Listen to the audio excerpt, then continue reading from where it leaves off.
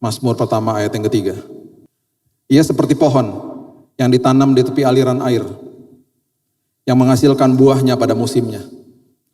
Daunnya tidak akan layu, apa saja yang diperbuatnya berhasil.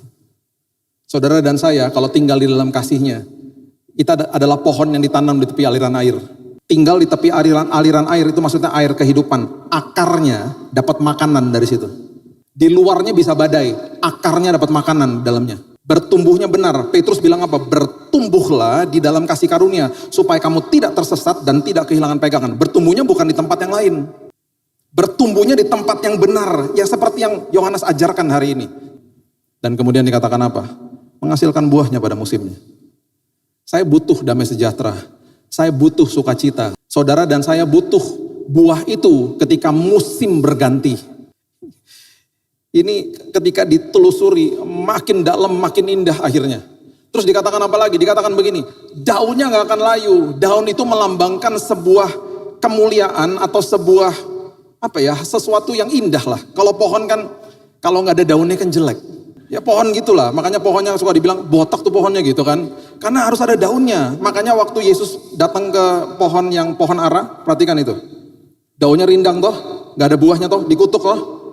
Itu kenapa? Karena itu lambang kemunafikan. Karena pohon ara, Bapak Ibu, berbuah dulu baru berdaun. Makanya waktu Yesus lihat itu, harusnya kalau udah rindang harus ada buahnya dong. Kan berbuah dulu baru berdaun. Ketika didapati tidak ada buahnya, dikutuk toh pohonnya. Itu lambang kemunafikan. Makanya kalau sudah rindang, luarnya indah, ada kemuliaan Tuhan, pasti ada buahnya. Musim berganti. Daunnya tidak akan rontok. Bapak Ibu kalau pernah ke negara 4 musim, pasti ketika masuk ke dalam yang namanya musim gugur, itu kan rontok daun-daunnya. Kenapa? Karena nutrisi daripada pohonnya di stop.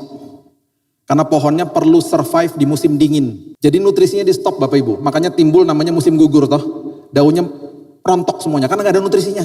Jelek kalau lagi musim fall. Udah pohonnya botak. Terus kemudian jalanan penuh dengan daun-daunan, licin. Itu kota-kota itu mengeluarkan uang banyak tuh bersihin tuh daun-daunan. Musim fall season namanya. Kemudian masuk musim dingin toh. Pohonnya bertahan karena dia butuh nutrisi, dia gak salurkan kepada daun-daunnya. Dia butuh buat dirinya sendiri. Kemudian masuk ke dalam musim semi. Udah lewat kan musim yang susahnya. Masuk ke dalam musim semi, baru nutrisinya disalurkan lagi. Timbul daun-daun yang baru toh. Di dalam Tuhan gak gitu. Musim berganti, nutrisi jalan terus. Musim susah apapun, nutrisi jalan terus. Makanya daunnya tidak pernah layu, maksudnya itu. Baru ayat itu ngomong apa? Apapun yang diperbuatnya berhasil.